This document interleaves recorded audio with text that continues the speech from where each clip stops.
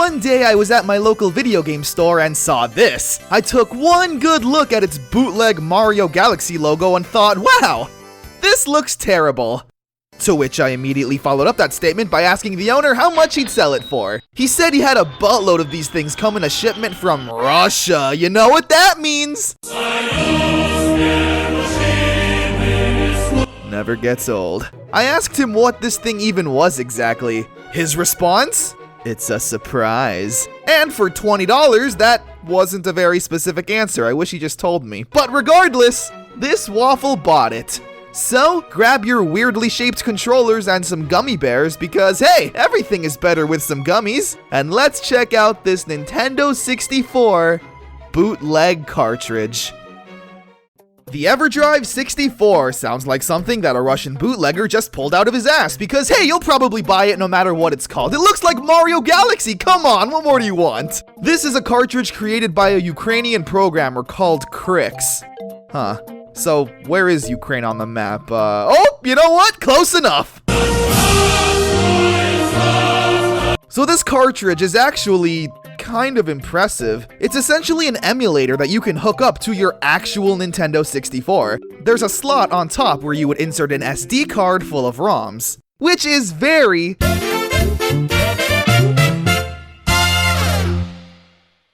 But hey, it's not my fault. I didn't know that when I bought it. You're able to not only download N64 games on this thing, but also NES and SNES titles. So technically, this could be the greatest cartridge out there if you load it with games that you really like. However, I believe I bought the owner's personal copy, so I'm going to be talking about this cartridge as it is, with the games he personally had loaded on them. All 100. Yeah, I think we're gonna skip a lot of these games. Super Mario Sister. Yeah, let's just jump into it, you know what I'm saying? So, first impressions. Why? And what? What is this and why is this? I never thought I'd have feelings for the Mario Brothers like this. Super Mario Sister is a hack of Super Mario Bros. 3, where instead of playing as Mario and Luigi, you're now in control of Maria and Luis, I guess. Apart from the waifu sprite change, the game is completely the same. It's Super Mario Bros. 3 on the NES, so in that case I guess the game is great. However, the real Super Mario Bros. 3 isn't on this thing, only Super Mario Sister, so I'm not sure what the owner of that video game store was into, but hey, I'm not here to judge! Except when I am Miss Peach World, what is wrong with you? This doesn't look like Princess Peach, so I guess I was bamboozled. Asi Yoku Ganbatawane. Well, this doesn't clear anything up. So what we have here is a bootleg of Sunday Fun Day, which is a literal religious bootleg of Menace Beach. You're skateboarding around this town avoiding karate men, walking cigarettes, and yeah, that guy. I'm not too sure what the plot is in this game, considering all the text is in Japanese.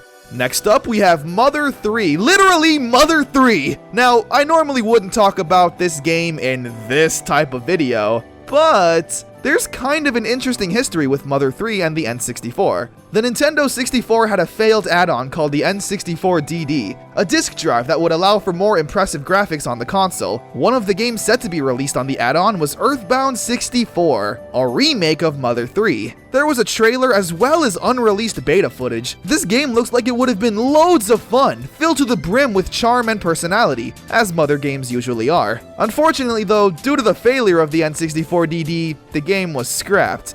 And now, over 20 years later, Mother 3 is finally on the N64! Granted, it is the Game Boy Advance version, but hey, it's here nonetheless. What can I say about the game? Well, hey, it's great, and deserves more respect than to be in this specific video, so let's just move on.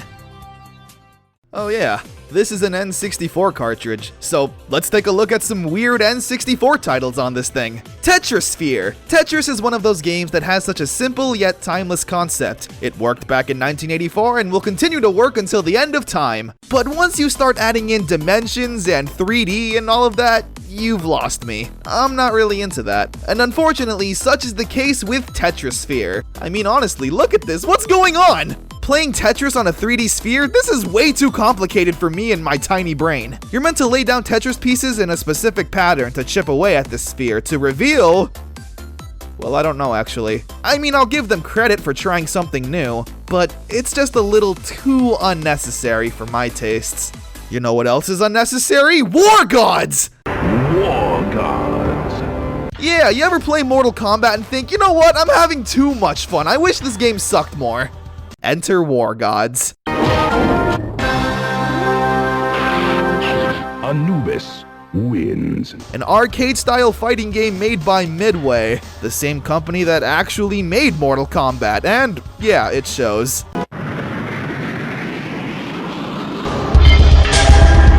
You will never win. War Gods is a fighting game starring famous gods all throughout history, like Anubis, Warhead the American Soldier, Pagan the kinky dominatrix in spandex, and of course, who could forget Maximus the pro wrestler? He was my favorite part in the Bible. I talk about what my father has shown me, but you do what your father has told you.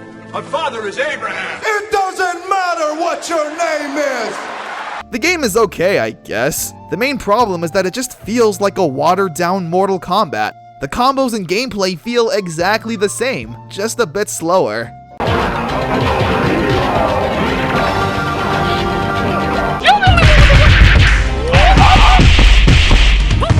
I mean, come on, there's even fatalities accompanied with the dun-dun-dun sound effect.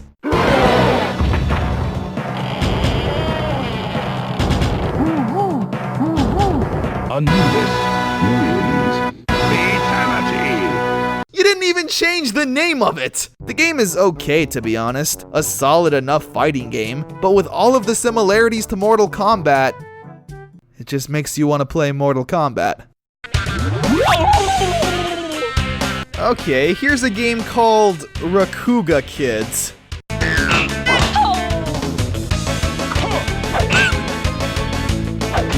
I have no idea what drugs I'm on, but I like it. Rakugo Kidz is a really fascinating fighting game. I absolutely love this art style. Everyone looks like a kid's drawing, but in a really good way. The cartoony crayon aesthetic is really underrated in my opinion. Yoshi's Island had a similar aesthetic, and I think more games should experiment with it. Now, I'm not too sure what this game's backstory is, but from the looks of it, you actually are playing as the kids and using their personal creations as fighters. You thought it was him? Well, wrong! It was me! Dio! That's awesome! I'm genuinely surprised Nintendo never remade this game for the 3DS, Wii U, or heck, even the Switch. Just imagine how cool this game would be if you got to create your own cartoon fighter in this style. There's a gold mine sitting right there, Nintendo. All you gotta do is grab it! But yeah, as for the game, it's very fun. All the moves are over the top and wacky. Exactly what you'd expect from a game that looks like this. I really recommend you give this game a shot if you have the chance. Oh man, things are looking up! Welcome to Sesame Street! Elmo's so happy to see you! I spoke too soon. Elmo's Number Journey. I don't even want to know why this is on here, but I genuinely love Elmo, so we're gonna play the game! So what we have here is an educational game set in the Sesame Street universe. Now, obviously, I don't have a problem with this, considering Sesame Street is probably the most entertaining educational show on TV. Those smell like the best cookies ever! Did Cookie Monster save one for Elmo? No. Well, thanks, Cookie Monster, you selfish jerk! The game is primarily focused on math and numbers. Snowboard on a mountain and look for numbers, jet ski through the chocolate river that killed that one kid in Charlie and the Chocolate Factory, and fight giant mecha Elmo head. What is going on? 9 minus 1! Elmo needs parity ball! Please stop doing that. So yeah, all in all, I'd say this cartridge is pretty interesting. At least, the one I bought was. The rest of the games on here are pretty much what you'd expect. Super Mario Bros. 1, Ocarina of Time, Super Metroid, the classics. Again, I can't really recommend this thing considering, you know, illegal Russian bootlegs. But you know what? It was interesting nonetheless. And you know what else? Elmo always makes everything better. Wait a minute. Elmo is red. You know what else is red? Elmo, no, it all makes sense now!